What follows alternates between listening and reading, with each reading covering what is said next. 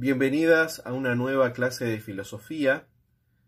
En este caso nos convoca la filosofía moderna y la intención de este video será introducirnos a las problemáticas propias de la filosofía moderna, poder ponernos en contexto y también poder establecer continuidades y rupturas respecto a la filosofía medieval.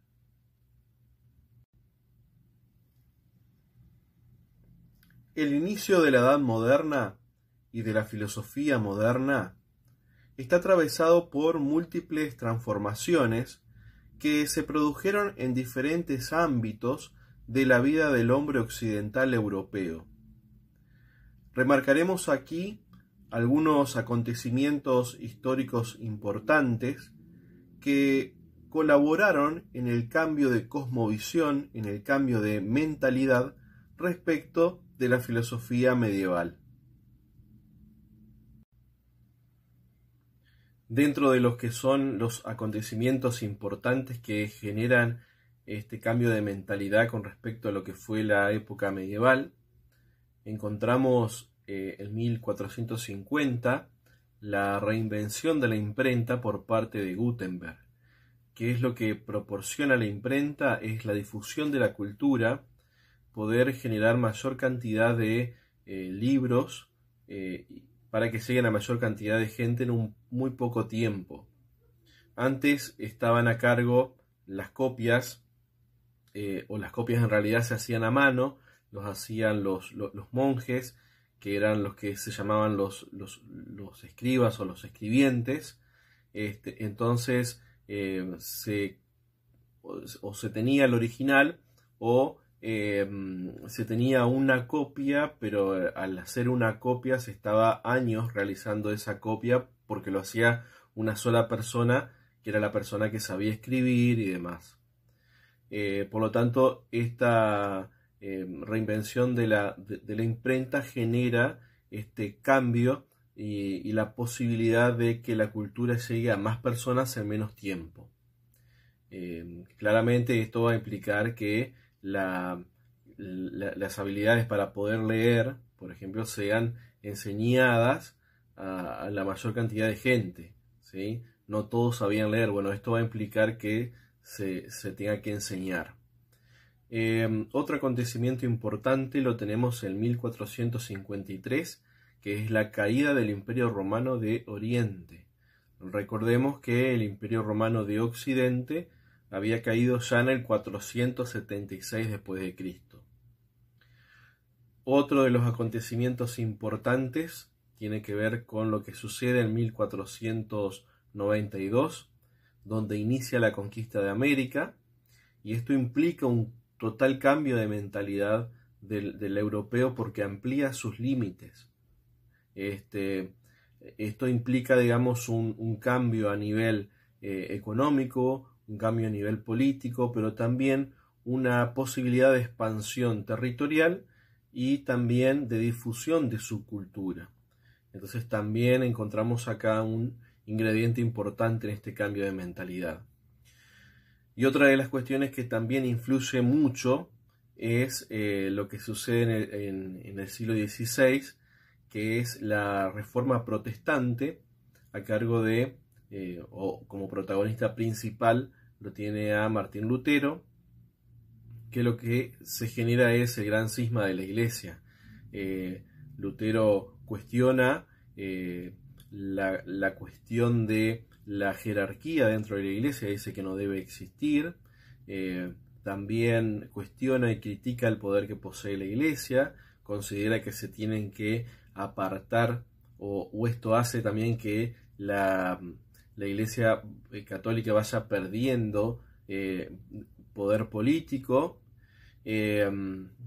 Introduce una novedad que tiene que ver con que la Biblia no tiene que ser interpretada por otros, sino que tiene que ser interpretada por cada uno, y esto lo que implica es que la Biblia se haya tenido que editar y copiar en las lenguas vernáculas, que son las lenguas vernáculas, las lenguas originales de cada uno de nosotros.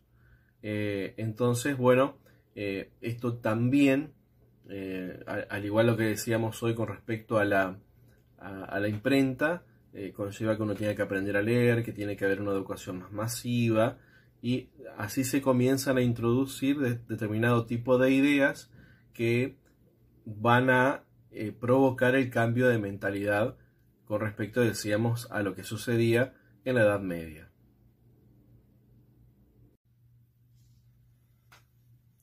El Renacimiento es el movimiento que acompaña esta transición.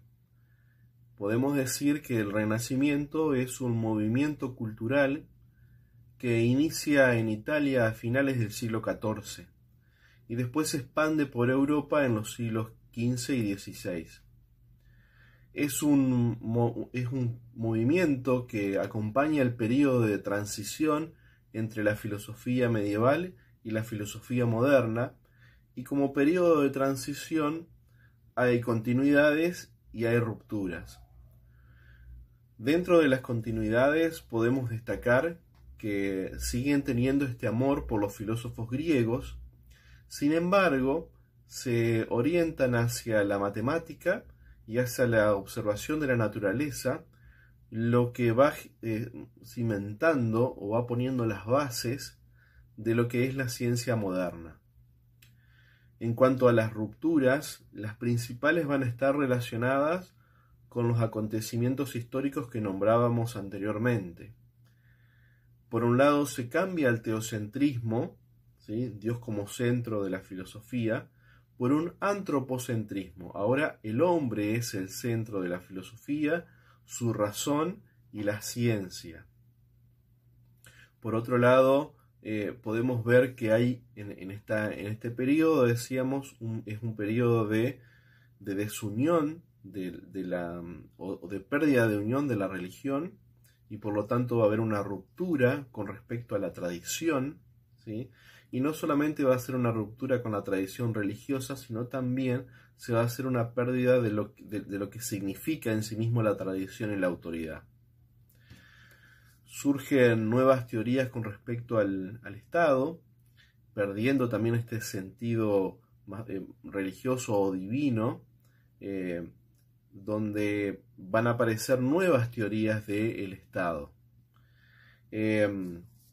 También los nuevos descubrimientos lo que generan es una nueva imagen de lo que es el mundo, de lo que es la Tierra, y la imprenta, decíamos también, que permite esta difusión o mayor alcance del conocimiento.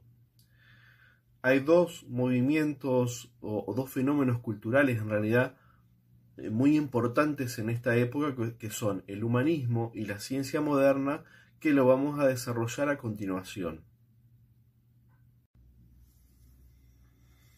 El humanismo filosófico se opone a la visión religiosa medieval y propone una visión más naturalista del hombre. Esto implica que es una filosofía que se desarrolla libre de las pretensiones religiosas, y también es una filosofía que tiene una confianza absoluta en la capacidad racional humana para encontrar la verdad con independencia de la fe. La ciencia moderna irá construyendo una nueva imagen de universo, de naturaleza, que irá derrumbando progresivamente la visión aristotélica ptolomaica del universo, que duró por más de 20 siglos. También, como ya lo habíamos adelantado, optan por dos métodos como muy importantes: la observación directa de los hechos de la naturaleza, y por otro lado la aplicación de la matemática al conocimiento de esos hechos que se han observado. Esto lo que va generando es progresivamente una visión mecánica del universo que está sometido, a las leyes de la matemática. También vamos a ver que en esta época surgen y cobran fuerza, cobran vigor algunas ciencias, como ser la física, la biología, la matemática, como recién decíamos, la astronomía y la anatomía.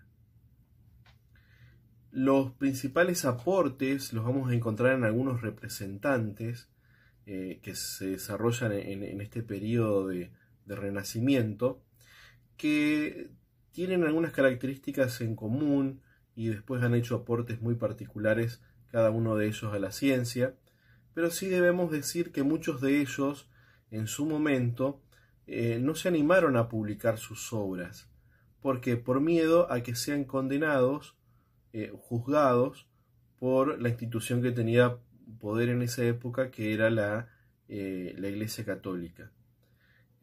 Entonces muchos de ellos, por temor a no ser condenados o a que sus obras sean condenadas, o sea que no se puedan estudiar, no publicaban sus obras o no publicaban sus descubrimientos.